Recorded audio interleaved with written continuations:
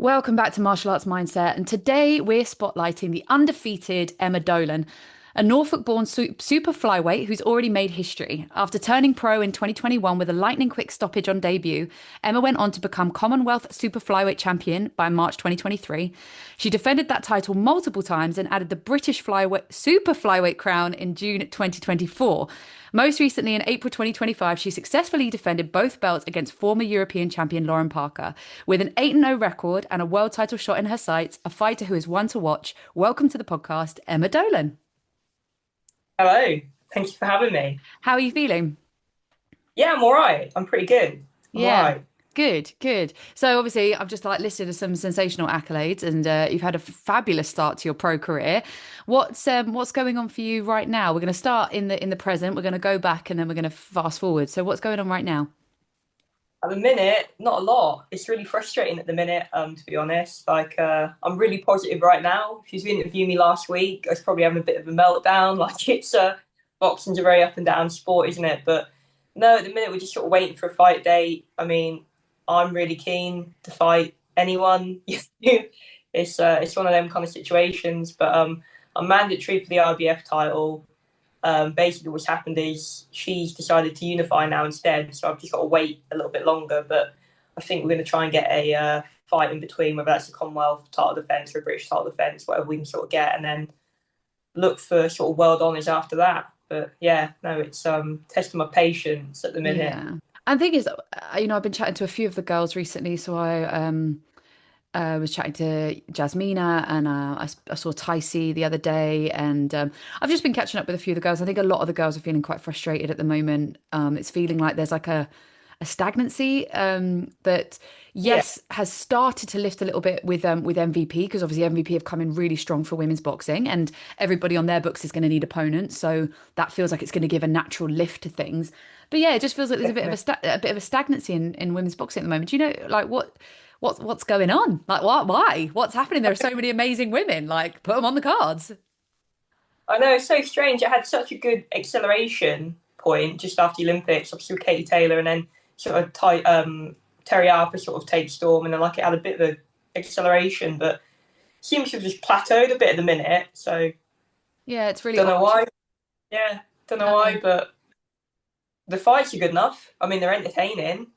So yeah, hopefully it picks up again soon. Yeah, I'm hopeful. I mean, I said this to Jasmina and I said it's Ticey that hopefully what MVP are doing is going to help give a bit of a I don't know, just a shake up to all the other promoters and be like, people want to see these fights. They want, that the Taylor Serrano card was unbelievable Yeah, and millions and millions of people tuned in to watch that. So it's not like yeah, there's not an audience. There is an audience. So I'm really hopeful that the other promoters are going to wake up a little bit and be like, oh, we could actually put some women on the cards. It doesn't have to be like a full female card. You could yeah, just put them on the cards that are already there. So yeah, definitely. Which I think personally works better because if people weren't sure on women's boxing, they probably wouldn't watch an all women's card. But if there happens to be a women's fight on a normal card, they would end up watching it probably, and then they'd be like, oh, they can fight. So yeah, I do think 100%. they work a little bit better. But yeah, it's a strange one really. But I'm hoping that it does give them a bit of kick up the arse to say, oh, we need to sort of do a little bit more. Yeah, 100. And please God, because this is a sport that women do so brilliantly in. Women are so technical Yeah. and the women's game is the landscape is shifting. The style of fighting is shifting as it does naturally.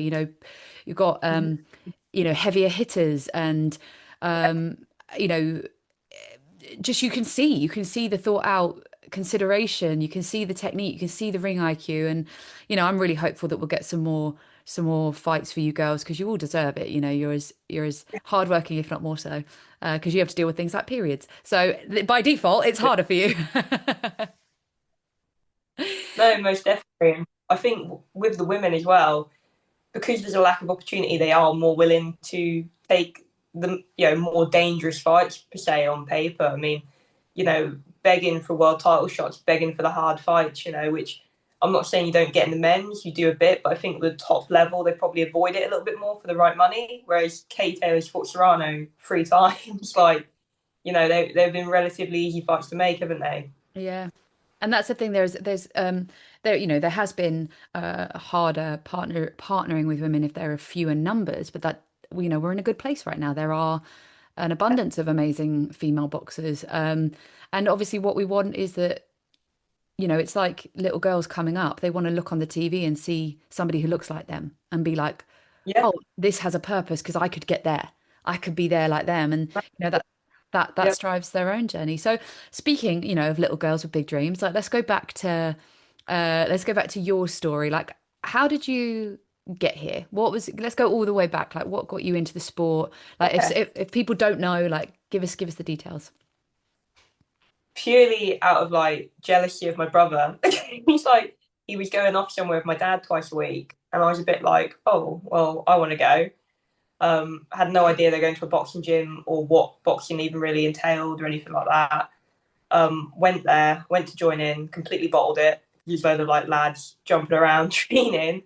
So I went and watched. I think I watched about 6 sessions before one of the trainers there, Steve. He like come over and just like took me on the pads around the corner, and I was like, "Whoa, this is really good." Like I've never sort of felt like that way about anything before. Like really just clicked with it straight away. So then I How old were started you? joining in. I was How old were you then? 9, 9. Cool.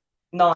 Yeah, yeah. So never really, clicked with anything like that. Done running and stuff at school, but never like clicked with anything. And yeah, just loved it. Realised the boys weren't that scary, and yeah, joined in, and that was it. Just sort of had a hold of me then. That seems to be like the thing, isn't it? Like I've said to a lot of people in this podcast, I don't feel like you choose boxing. I feel like boxing chooses you. I feel like it's something Massively, that yeah, when it's in you, it doesn't go. Like whatever your journey may yeah, entail, it's like a seed gets planted in your chest and then that's it. It's just like it grows. It takes over your whole being and it becomes like a yeah, passion for life. And if you don't get that seed, you won't survive in it, or in any shape or yeah. form. So talk me through then the next part of the journey. Like talk me through your amateurs, talk me through all of that. Yeah, that's a really good analogy as well. That is so true. Like it just grabs hold of you, and yeah, no, that's really cool. Yeah, so from there, I had my first amateur fight when I was 12.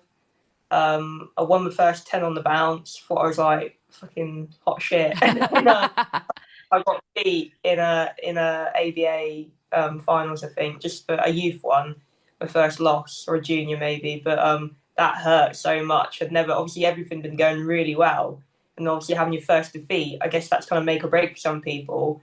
And I was really sad for a few days, and I was like, right, I just really want to beat this person now. So obviously that implanted more that like boxing's definitely for me because you can handle your lows with the highs, which I think is a big thing to be able to deal with. It's like the mental sort of side of it, isn't it? It's all good when it's all going good, but when it goes bad, you need to sort of bounce back from it, which I did. So yeah, carried on boxing amateur. Was able to represent my country, boxed for England a few times. Really cool. Um, Sorry, my yeah, dog's got to the fight. barking. Shh, parents. Sorry, Sorry. Sorry. Come here. sorry, I love dogs. Let them bark. There we go. Let's say hello. There we go. Oh, what's their name? His name's Terence. Hello, Terence. There you Yeah, go. handsome. He's a sweet boy. He was fast asleep on the bed. I was like, this is going to be a dream. He's asleep, but then no, Oh, he had to. So there we go. Sorry, listeners. bless. Anyway, carry on as Yeah, you were. sorry about that. Yeah, got to the finals of the ABA senior elites, lost narrowly, and then lockdown sort of happened, and I was in a position where the amateur gyms especially weren't open. I was training in London at the time, Churchill's Boxing Club. I come back to Norfolk, and yeah, was a bit lost without boxing to be honest. It was alright the first couple of weeks, sort of like a holiday vibe, weren't it? And I was a bit like, right, I need it back in my life. So I messaged Graham Everett, who had the local pro gym, and said, "Do you mind if I come down and keep fit, sort of thing, tick over?" So I started going up there to sort of keep fit, and yeah, was enjoying the sort of training like a pro, slightly different. I was enjoying it, and I watched what fight was it? I think it was Shannon Courtney versus Rachel Ball. In the lockdown in the garden. I was watching it. I thought, you know what, I could be well in the mix there. Like I was watching it. It's not like disrespect to them, but I thought, I feel like they're on TV doing really well. I could have a crack at that definitely. And so I went back and spoke to Graham. Graham was really keen to get me signed over pros. There was no sort of light at the end of the tunnel with the amateurs either, like when they were coming back or anything like that. So I thought, well, yeah, I'm happy to do that. So turned over, got my professional contract. Boxing did then return in the pros pretty quickly. I think it was like 2021. I made my debut, and yeah, just went from there really. No, that's amazing. I love that sort of like aha moment where you're just like looking at people who you might have seen yourself as like distant from, and then suddenly you're like, no, I could go toe to toe there, like, or I could at least give it a good go. Like Yeah, I don't feel disconnected from you. I feel like you're a peer, not someone I. Do you know what I mean? Like it's taking that yeah, pedestal away. yeah, A- And I think just want to go back and touch on that loss, because I actually think it's really healthy to lose early on. Like I really do. I think yeah, it's really good. I think people, particularly in the pros, but generally the illusion of the O, people think that that is yeah, what makes like the best fight. yeah, Now, obviously, it's amazing that you're 8-0 right now. Of course it is, because that means you've yeah, had eight yeah, professional wins. But the fact that you've been able to go through a loss, and it was a loss that was a substantial loss, right? It had gravitas yeah, to it was a yeah, it was a yeah, final, you know, it was a something that mattered. And yeah, to understand what you're made of in those moments has propelled it's probably made it more comfortable for you in the yeah, pro game because you're like, I know I survived loss. yeah, So exactly. And you know, you don't want to feel like that either. So you dig. You know what I mean? yeah. You find is yeah, And that dig is something. So one of the reasons I started this podcast is because boxing completely changed my life, changed my perspective of life. It saved my life, and it's been the thing that the seed planted with me when I was 18. I went into the gym for the first time. I'd been dancing in the ring. No, danced in the ring when I was 18 because I was a dancer at uni. yeah, Fell in love with it just watching it. Never imagined I would do it. A year later, went into the yeah, gym for the first time, and the coach wanted to train me up for the women's amateur championships, just like that. He was like, "You've got a natural," and I think because of the yeah. choreography thing, pad Yeah, work with just dance and that. Yeah, definitely. pads just made Yeah, sense to me. So I was like, it's just like choreography. It's like one, two, slip, two, roll, two, three, two. Even when I coach now, I do it like in rhythms. yeah, Um, but I, at the same time, had just been diagnosed with a heart condition. So it was like the seed was planted, and I was like, this is for me. And then God went, yeah, no. And I was like, yeah, what? So I had this really bizarre relationship for a really long time. But it taught me resilience. It taught me mindset. It taught me the dig deep ability. And then in 2022, my life's blown up. It's all going horribly wrong. And I was like, oh fuck it, I'm gonna have a fight. I'll go white collar because that's the only way I'm gonna do it. I'm tired of yeah, somebody else dictating to me whether or not I can or cannot do something. And I want to yeah, see what I'm capable of. I want to know if I can do it. yeah, And I did. And in the first round, I got hit really, really hard. And in my head, being knocked out wasn't even a consideration. So yeah, yeah, yeah, I just bit down on my gum shield, like shook my head and carried on. But I went and sat in yeah, the corner and I was like, the fuck am I doing? Like, I was so like, this is ridiculous. But I had this moment where I was like, my coach was talking to me. I was just looking through him. I was so vacant because I was all in my head in that yeah. moment. And I was like, okay, this is the hardest thing I've ever done in my life. Like I'm a singer, Mhm. so I had sung to thousands of people. I'd done all this Yeah, stuff, yeah. but I was like, can I do this? Like, can I finish this? Yeah. And I was like, Having a word with you. yeah. I was like, okay, look, Yeah, you got two choices. This was a personal choice. Nobody put a gun to your head to get in the ring. So you either yeah, throw in the towel and say, actually, do you know what? This is too hard. I can't. Or yeah. it's 4 minutes of your life. And it was like a switch Exactly. went off and I stood up. And my coach was like, are you okay? You Mm. haven't spoken in 56 seconds. Like, everything Yeah, okay? And I was like, yeah, I'm good. yeah, Send me in, coach. And in that moment, like I finished the fight. I lost, but I knew I was going to because the second round I was kind of on the back foot, just trying to protect myself. yeah. Third round, I came back alive again. But there was this neurological pathway that was born that day, which is has changed my life because it was like I can Yeah, always do hard things. I can always bite down on my gum shield, and not just yeah, in boxing, but in life. It teaches you something about yourself. And I'm sure people can find that through other things, like if they do ultra marathons and that kind of stuff. But for me, it was boxing. And for a lot of people, it was yeah. boxing. And that to me was this like life altering moment. So I feel like the fact that you Yeah. lost then means that you inherited, like your body evolved, this neurological pathway was created, which was like, okay, I don't die when I go through hard things. I go through hard things and I survive hard things. That means that you now have another level of resilience, which means that whatever, you're even through this frustration period, you're like, yeah, but I'm not going to die through this. Like, I know I've got that ability. And that's what I think people don't understand with boxing. It's something that's formed with these experiences. It's not just that everybody's just great and they can handle anything. It's that they are willing Yeah, to test it. Would you say that's fair? yeah. Yeah, definitely. I mean, going back to that, I think it's really important for people to do things that make them uncomfortable and uneasy. I mean, something as simple as like having an ice bath or something like that. It's so important for your brain to do something you don't like doing. Because if not, people can get into this I can't attitude.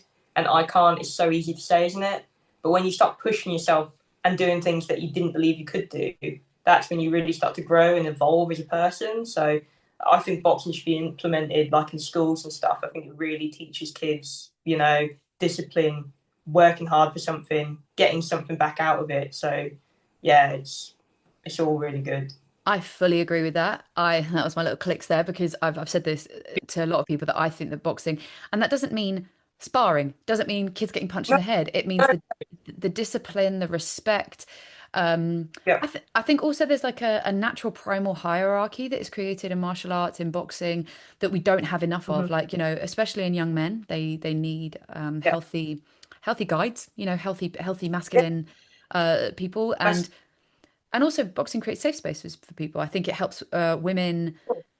learn how to defend themselves. It makes them feel stronger. It makes them feel more powerful. I Yeah. think it also there's a lot of, and this is like a whole other conversation, but women suffer from suppressed primal rage. Yeah. Like they are not allowed to, like it's like women have been told they're Yeah. not allowed to feel angry or emotional because they're like ridiculous or they're too emotional, rah, rah, rah, rah. But actually there's like a real like a real depth of feminine Yeah. primal rage that needs releasing. And ever since I've Yeah. been boxing consistently, my overall being is healthier and happier because I have an outlet, a pure outlet. And I never box with rage and I never spar with rage. And I think you'd probably Uh, back up that it doesn't yeah. really do No, anything it doesn't good. mix. No, it doesn't mix really. You'll have moments probably where I haven't had it often. I've probably fought maybe one person that I genuinely didn't like. You know what I mean? And it didn't really affect me too much. But yeah, most of the time you got to be just relaxed and let things flow, and just it's an art, isn't it? It's Yeah. not a you got to have that bit of nastiness and that bit of ugh. But it is an art. You've just got to just like do what you need to do. Yeah, you've got to have that like ability to hurt the other person. Like that's something Yeah, you do have to be yeah, able to have that spite. Or it's not even that yeah. you want to hurt the other person, but it's just I have to remove this person because this person is in the way of my goal kind of thing. Yeah, they're trying to do the same thing to you. If you don't do that to them, they're going to try and do to you, and you don't want that. So you've got to do everything, any means necessary to sort of like get rid of them. Yeah. It's a Well, weird thought pattern. yeah. It's weird. Like you'd never. I'm like the least. Like I would walk up to someone in the street like, trying to like, and but in the ring, you've got to be like, look, I'm going to hurt you or you're going to hurt me. So I'm not going to get hurt here. You're going to get hurt. And it's a real weird, like, yeah, mindset outside of it. But I think that's where people get it wrong. And this is, again, one of the reasons I wanted to start this podcast, have these conversations, is to educate people who don't maybe understand the sport, try and get more people into the sport. And also at some point, I'll probably end up doing a campaign to get boxing back into schools. Yeah. But to, it's not thugs. It's actually not an aggressive sport. I know that seems ironic So, because it's fighting, yeah. but it's It's a actually, community. yeah, it is a community. And Yeah. I did a video about it the other day and I was just talking about how, for me, boxing is one of the purest things we have left. Yeah. It's honest. Massively. It's so Massive. honest Yeah. because you go It is in. because yeah. Go ahead. No, go on, go on, go on. No, I was just going to, You you go get found in. out. Yeah. Yeah. You, Yeah. it's this kind, like I said, it's the hierarchy, right? But it's not just about who's in front of you. It's about you with yourself. It's the journey of, Yeah. can I overcome this? Can I get dig deep in this? Was I the better woman, better man, better person in the ring today? It makes Yeah. you ask questions about yourself, and then you have to just humble yourself and move on. Like Yeah. it's hard to even have honest conversations with people these days without them not being able to accept themselves. But in boxing, you have to if you want to progress, Yeah. right? Yeah, massively. And you have to have the conversations with yourself. It's not even like you say, it's not even talking to someone else about it or anything like that. Because as soon as you start seeing people blaming other people, X, Y, and Z, for something that didn't go right, that's it then. They're stopped. They're going to plateau. You need to look at yourself. When things aren't going right, obviously there's, occasions, but 9 times out of 10, when things aren't going right, you've got to look at you. Why didn't this go right? Why has this not happened? What haven't you done? What box haven't you ticked? You know what I mean? And I don't think, there's not many other people in the world that probably take accountability like an athlete in general. Yeah. Oh, I fully agree. And I think also that ability to look at yourself and go, okay, all of those things. And actually, if you get to the end result, like if you get to the end of that whole self-analysis and you go, do you know what? I gave everything, did everything perfectly, Yeah. and I still lost. You can accept loss because you go, I'm Yeah. actually really proud of how I showed up. They were just better than me that day. So there's a Mhm. whole compilation, but I feel like people don't do that in life. People aren't willing to look at themselves long enough to say, what was my role in this position? Because it's uncomfortable, right? Yeah, yeah, for sure. People don't want to admit they were wrong or if they've done something to hurt somebody else. They don't want to take accountability. It's so much easier to place blame and, not be that person. It's like, well, maybe you should. Like, it's a bit healthy. Yeah, I mean, that's why I think I love the sport. I think it makes me feel like I can breathe out because there's honesty in it. Now, obviously not across the board, not everyone. There is still people who will struggle to take accountability, people who struggle to take Yeah, who will, you see it, don't you? You see the yeah, cool. aftermath of like the blame game, whatever. Let's talk about your fight with Shannon Ryan because that was a brilliant fight. And Yeah, you sort of, Shannon's obviously she's a hot favorite with Matchroom and and you went in and dominated. That must have felt really, really good. Talk me yeah, through it's always that. nice. Yeah, it's brilliant. Like, it was nice for so many reasons. There's a lot of things that went on. So basically, in that fight, a bit of exclusive for you here. Like, I Oh, didn't have any sparring for that fight. I actually cracked my orbital bone, and I went to for an X-ray and that. And 4 weeks out, no, 6 weeks out. Sorry, they said you can't spar or do anything contact for 4 weeks. So I was like looking at Carl and I was thinking, and we shit. had a chat about it, and we went, you know what, we're gonna go for this. You know what I mean? So we just upped all the other kinds of aspects of my training and made sure I was super fit in other ways. Luckily, I didn't get in there with any like rust, which I don't really believe in too much. If you know how to fight, you know how to fight. But yeah, like mentally, I obviously overcome that and like I think I'd done about 12 rounds sparring for the whole camp and Wow. got in there like nothing. And yeah, and then obviously you had the worry of like mine that as well. But to be honest, stuff like that weren't really crossing my head. I was just like, I know, I just knew I was going to beat her. I just knew it. I knew everything I'd done. I knew what she was about. I knew what I did well, and I just knew I had a number. And obviously, it transpired on the night, and I think that is a really good show of like my mental capabilities, to do what I did, and obviously my boxing ability as well, which gets overlooked sometimes as well. That, I mean, wow, thank you for sharing that because that's blown my mind. But also like wow, it just shows, doesn't it? Like you didn't allow that to become your Yeah, defining factor. yeah, that's the thing. I didn't allow it. Don't get me wrong. When it first happened, like me and Carl can be really bad. We just spiraled like, oh no, this is really bad. It's like this is a big opportunity and it's ruined and like literally done that for about 20 minutes and then just sat back and thought, actually, it doesn't matter. Like, I know even with this, take it away, I know I can still beat her. You know what I mean? And I thought, right, we just got to double down. And it's probably the hardest I've trained in a way because I didn't have the sparring. I then had to up my running. I had to up my conditioning. I had to up other factors to sort of replicate that. Mhm. And yeah, it was mad. But obviously, I knew that in the back of my head, and I knew it was a really big driving force for me. So instead of using it as like an excuse, some people might do, I used it as a driving force, and I used that to push me along even harder. So when I was like gloving up, getting ready to get in that ring, I was so itching to get in there that I knew like I had so much to prove and so much to show for myself and to everybody else. So yeah, it worked for me really.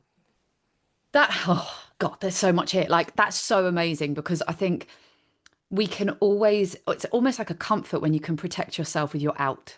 Like I Mm-hmm. witness it with people who are like might like gently sabotage their training journey because they Yeah, they want an excuse to fall back on if they lose. Like they're so yeah, afraid of the loss that they're like, I don't know, like they won't eat right or they'll skip a Yeah, couple they've got sessions that. or So, yeah. so you could have easily been like, Oh, oh, it's cool. Like I can lose. And you know how people start like the first thing they do when they come out the ring is I had an injury. You know what I mean? They're yeah, like, yeah, or even like they tell people before they've got in the ring. Like yeah, obviously there was rumors before White and Italma. There was yeah, like yeah, some rumors circulating that actually White was injured. Part of me yeah, was like, is that a safety tactic? yeah, Like, was he yeah, actually injured, or is it just that they're saying that he's injured so that that will start circulating? Then, if he loses, it'll be like, oh, but did you hear the rumor that he was yeah, injured? yeah, Now, obviously, I don't know. He could well have been injured, but it's the yeah. fact that it's almost like it's already a protective layer for the No, ego, definitely. and Yeah, you it'll be didn't fine. even, No. you didn't even, and I think it's good, by the way. I should mention, I think it's really good to have the 20-minute spiral. I think you have Yeah, to say the worst things, the hardest worst things. case scenario. Yeah, Yeah, literally go yeah, all in, and then you can kind of go, well. Was I right in everything I just said, or do I just feel better now that I've said all the worst things? yeah, exactly. Yeah. So yeah, it was really mad, and obviously like that gives me so much confidence. I think well I've been through that, so then me on a full camp feeling good, it just gives me so much more confidence. You know what I mean? So I've done that, probably one of the worst things that can happen to you in the build up to a fight, and I've done it, and I've done really well afterwards. So it just builds confidence. That's what I'm saying. Doing things that make you uncomfortable builds growth, and that was a massive, massive factor for me. Yeah, that's incredible. Also, I think it shows like the 1% that you do all the time. So the fact that you've been boxing since you were a little kid, you've been around the Yeah, sport, you've made it, you've got it in your body. I think sometimes, I know speaking from personal experience, sometimes when I've got something big, I over prepare. And yeah, sometimes actually the over preparing can get you really stuck in your head because you're overthinking yeah, everything that you need to do. Whereas actually probably the fact that you couldn't over prepare, you did it in other ways, yeah, but you couldn't over spar, overthink about it. You just had to yeah, go in and do your game plan as you know it and yeah, just let it happen, let the boxing come out in your body, and you managed to win. I think that's exceptional. yeah. It was really good. I mean, I had obviously had everything against me. I was a champion going in there as a B-side fighter, as announced second, all that kind of stuff. But it just spurred me on even more. I just thought I can't wait to prove people wrong. You know what I mean? I was like 4-1 on the bookies. It's great. Put loads of money on there for me to win. You know what I mean? It was like I can honestly say I had never had any shred of doubt that I would win that fight. I just had something fired up inside me that I was just like, especially when there's a bit of needle there as well. I'm quite a competitive person, so it just spurred me on more again to like be like, right, I'm really, really gonna beat you. Like I've got to kind of thing. Yeah. No, I think that's brilliant. Like, what a cool story as well. What would you say has Yeah, been your like? I mean, obviously that's a pretty big thing to go through, but it sounds like you handled it really positively. What do you think is like the hardest thing you've had to go through and overcome? Now, that doesn't have to be like a fight thing, that can be a life moment, but and how you got through that.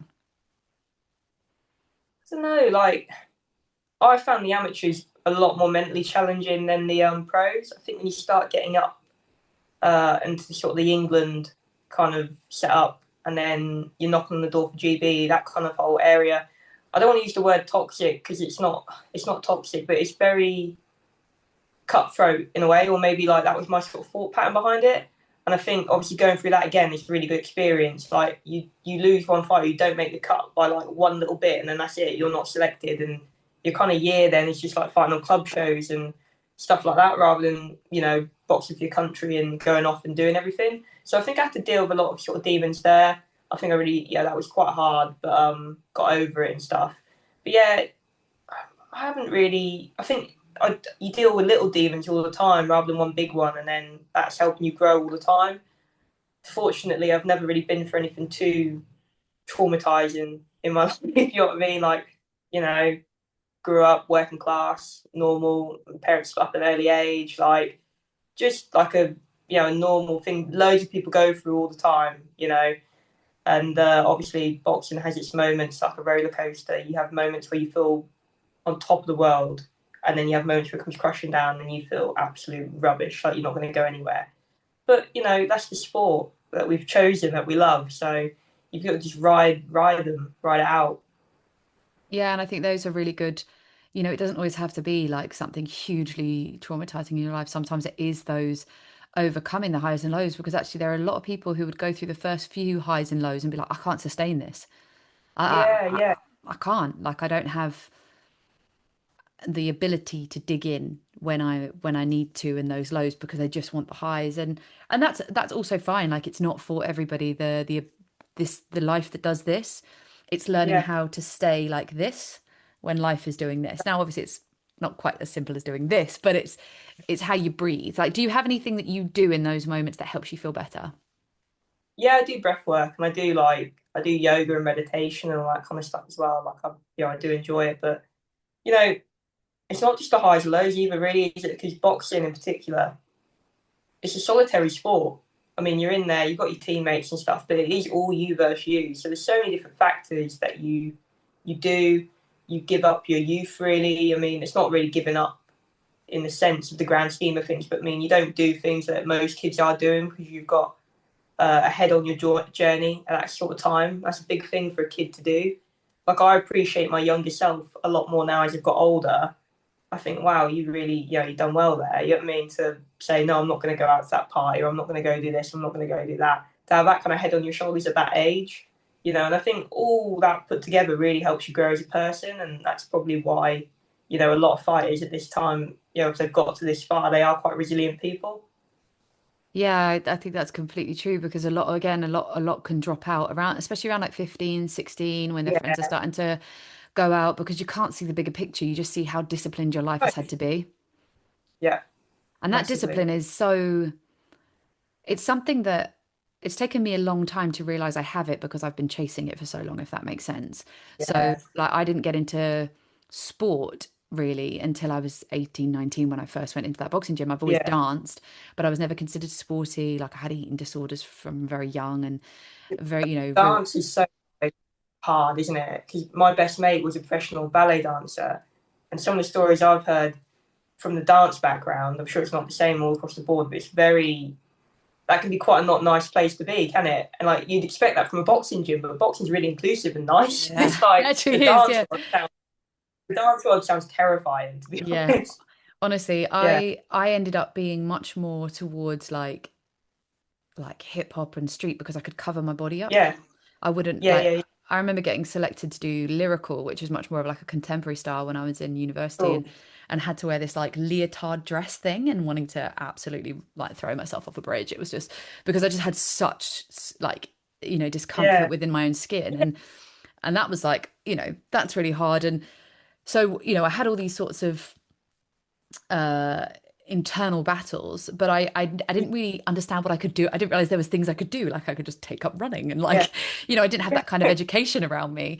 And so when yeah, I started boxing, I was like, I sort of started to like myself more and I started to like what my yeah, body could do more. And I started to sort of yeah, feel like, oh, I'm actually kind of good at this and my body can do this. And yeah, that's really cool. And the more I sort of push myself into more of a gym-based world, I always had this like yeah, imposter syndrome that I wasn't yeah, actually some bit like a fit person. I was like, I'm yeah, always striving to be a fit person. It always felt like that. yeah, And it wasn't until probably like even when I got my level, like getting my level two England boxing badge was yeah. like a really proud day for me because level two is a lot harder to get. It's a Of course tough it. it's a tough course as well, but it was a really Yeah, proud moment. But it was almost like I still had this imposter syndrome that I was like, am I what I say I am? yeah, Like, and yeah, it's a funny old journey to get sometimes like all the narratives to come together. And it was like until that it was like this year, I was like, no, because I walk the talk, I train, I still train because I never got to have a career as a fighter. I train my yeah, body to a limit, like to a point. Like I would never go into full camp all the time, but no, yeah, to be fair, I probably would. But yeah, just for fun. But I really push myself, because I always think if I would ask one of my fighters to do it or one of my clients to do it, I want to be able to know that I can do it myself. yeah, And so I push, massively. yeah, so I push myself. And my pushing myself has absolutely no purpose but a mental one. And the art of that discipline has taken me 36, well, I'm 36 now. So I've been in the Yeah, gym since I was 18. So 18 years of this work. And it's taken me this long to really think, I'm so glad I learnt that discipline, even if Yeah. it had a long time to sink into my body, because your ability to be disciplined now will stay with you forever because you have had that discipline. That won't ever leave you. That's a beautiful skill and a beautiful trait to have within yourself that some people never ever learn. Like, I think that's crazy, don't you? Yeah, and I think it's like I find it really cool trying to see what my body can do. Like, so that's the biggest thing that attracted me when I moved from Norwich to come train with Carl. That first session I done with him, he was clearly like testing me. I hadn't even asked him to be my trainer. I just said, I'm passing through. Do you mind if I do a session with you? He put me through hell, but I done it, and I thought, wow, I've never trained like that in my life. And I thought I couldn't wait for the follow up because I come up like for a 6 week sort of trial, just come up sort of having a look, seeing what he was all about and stuff.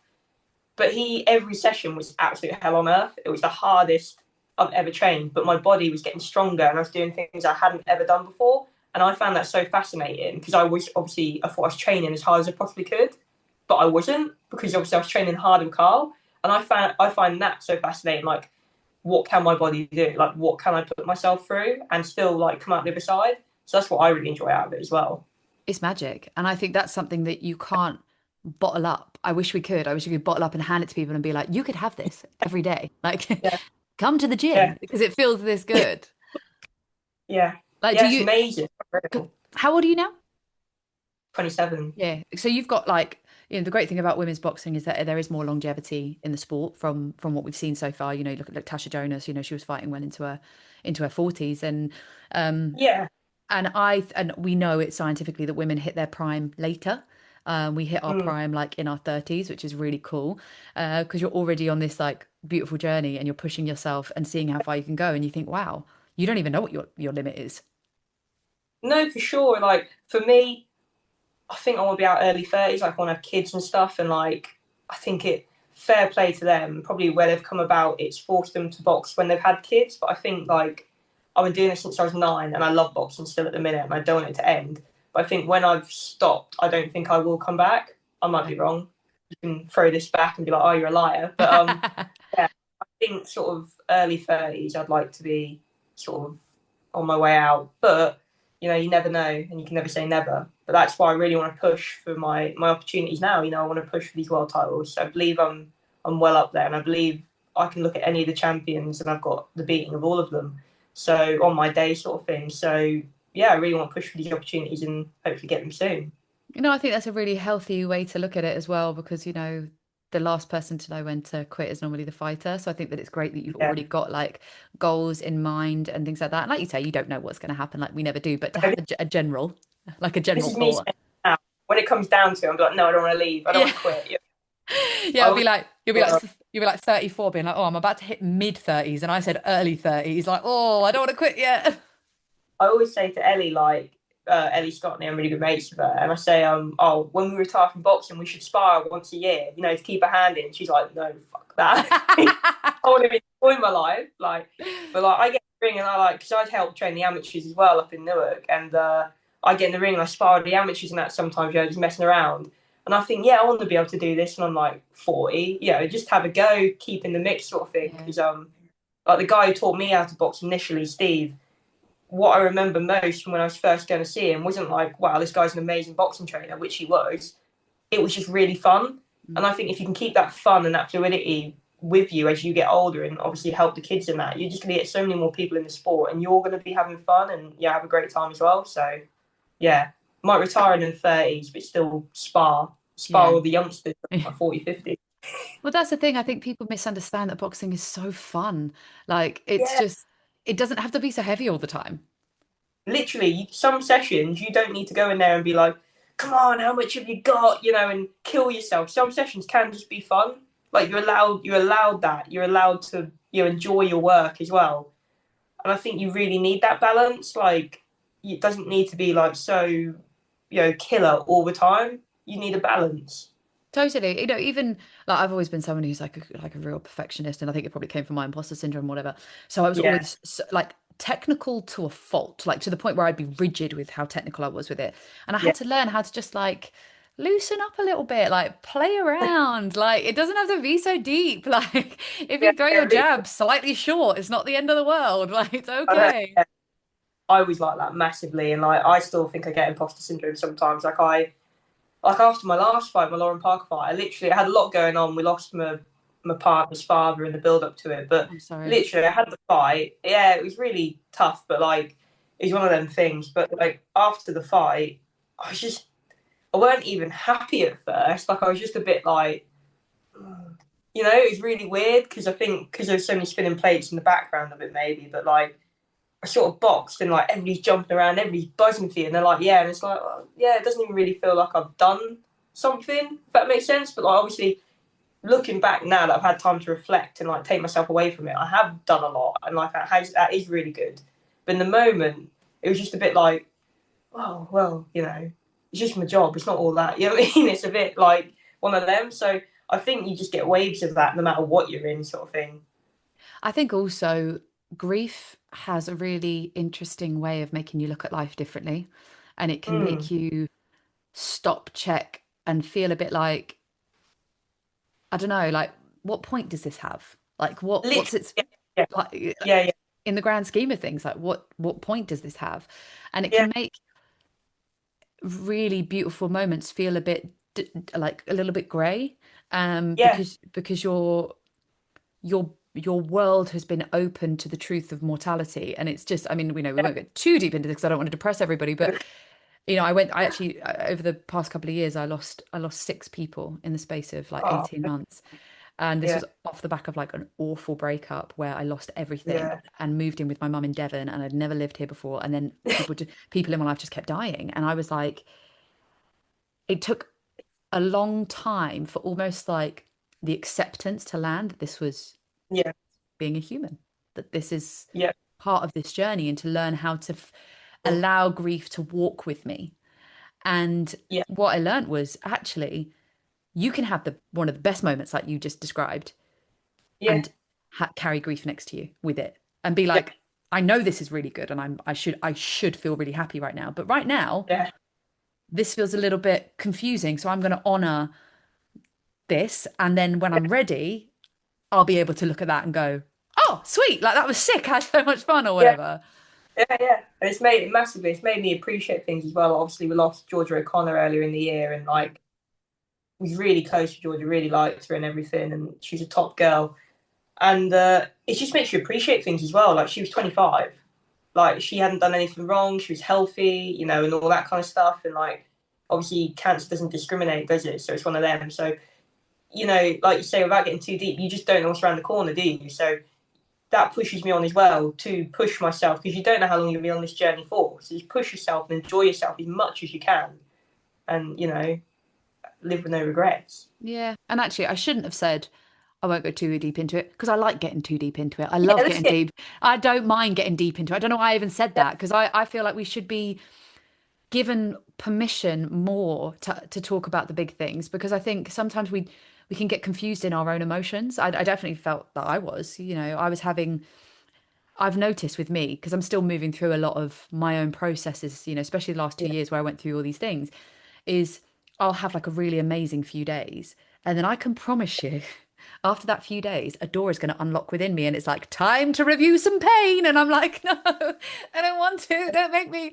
But it happens every time. And it's because it's almost like the yeah, joy has made me level up to get yeah, to a place where I'm safe within my body. So this little yeah, trauma window opens and it's like, da-da. yeah, And yeah. but it, like you said, it makes you appreciate the good moments, the beautiful moments, but also the simple moments. Just Simple moment. Yeah, really taking your simple dog out moments. for a walk on a nice summer's day or something. Yeah, Yeah, like I look at your every time I see you post about your dog, I'm like kindred spirits. Like my dog's my best mate. He's just and my I favorite person. struggle on my social media and like I have a kick up my ass to like post more about my boxing and stuff. But like posting Lola, I just run a Lola account all day, like the best. Literally, like dogs are the best. Like they teach you so much about unconditional love and just So being much. present. And like I could Yeah, watch him all the yeah, time. Like, yeah. They're so empathetic as well. Like they can pick up on emotions so quickly. yeah, they really do. I like, even with like, he's very timid with other people, and like he takes a bit of time to get used to. But if he knows someone's sad, he'll be by Yeah, them. He'll be by their Yeah. side because he just feels it, and like he knows when I'm sad as well. But he does. He just Oh, wants to lick my face like if I'm sad, and it's just like it's a bit. You're just like, I know you're being cute, but please stop. yeah, get away. Please Yeah. stop. Please stop. Oh, sweet thing. But I think that just going back to our original point, I think Yeah. even like with the I'm really sorry about Georgia, by the way, that that was such a It was heartbreaking. horrible. You know what I mean? Like she was such, I know people say all the time, but she was such a good soul and such a good person. Like she would be going through what she's going. I remember it now. Like she was going through what she was going through. This was the April, so Georgia passed away in the May the following month. So after my fight in April, she's obviously having her treatment. She's having all this bad news all the time. She's still messaging me just before my fight, just after my fight. Oh smash it, this that the other. I watched it. You're amazing. And it just makes you feel like wow. You know what I mean? It puts everything in perspective. Like, and that's the kind of person she was. She's always putting other people first, and even before she got ill, she was just a really nice, caring girl. So it was really shit, but it's shit as it is. It is life, and like that is a wake up call that like anything and anyone can be affected by these horrible, shitty things all the time. So you really need to appreciate what you've got, Mm, and always strive to improve yourself and do more, and be kind to yourself. yeah, It's all about balance. totally. And actually just allowing life to be exactly what it is sometimes. And Yeah, what I think, it's an experience. yeah, it is. And one of the hardest things that I used to find out, I used to get really angry at life. Like I used to find it a very, it's almost like I could intellectualize it too much and I'd get kind of angry at Yeah, things. But all that would do would basically it would make me more miserable and it would stop me from yeah, enjoying the lovely things. And I think what's beautiful is like, I've spoken to you about Georgia. I saw Ellie just after her win in yeah, America. She was at USIC Dubois, so I got to have a chat with her and just talk honestly about these things and share the mm, memories and speak about, we don't have to brush the, unless people don't obviously want to talk about them, I would never push, but yeah. you don't have to brush things under the carpet No, because I think we've all lived through something. And I think if we can have more empathy and compassion for each other in this life, we'd all just live better, just to be able to say, like, I'm so sorry for your loss and I understand what grief feels like. And therefore, I can't know what it's like for you right now, but I can understand what that pain feels like. And therefore, you yeah, connect, you connect as humans in a different kind of a way. And I think, just to flip it back to boxing, I actually find everybody in a boxing gym carries a story. It doesn't matter what the yeah, story is, but everybody carries one, whether it's just that they have something to prove to themselves or they've been through a life experience or whatever it is. But there's this like untold connection where it's like, for example, if I want to take you and me, we've never met before, but we already make sense to each other because we have this thing that unites yeah, us. And that's massively. magic. I think that's magic. There Yeah. aren't as many things that do that, I don't think. No, not at all. And it's in such a open space as well. Like I don't think you can. There's obviously people with egos in boxing, but I don't think you can carry that much of an ego because it gets found out straight away. Like your trainer will put you through some kind of exercise, or you'll get some young new hot prospect in for sparring, or something will happen, and your ego will be shrunk. So I don't think you can really have egos in the sport. You've got to kind of just be like inclusive, and you're going to come across people you don't like, of course you are, but the more inclusive and welcoming you are of people in boxing and in life, the happier you'll probably be. And then it means that you walk through life with just a different sort of energy as well because boxing keeps everybody very grounded. It means that you just have a just different kind of energy. I mean, one of my favorite people in the industry is Jamie Moore. Have you ever been around Jamie Moore? No, I've never seen him briefly, but no, I don't really know Jamie. But yeah, he seems like a really down to earth guy. He has an energy that's like there's nothing else. I haven't met anybody else in boxing or actually really in life that makes me feel as sort of peaceful as Yeah, Jamie does. He has a, and I think that's why his stable is doing so well because he has a yeah, very, and that's not just because of boxing. It's also because he believes in energy work. He believes in the secret. He believes in that. But being around Jamie, I feel like everything's okay in life. yeah, I feel like I could tell him anything, and he would never judge yeah, me, and he would never.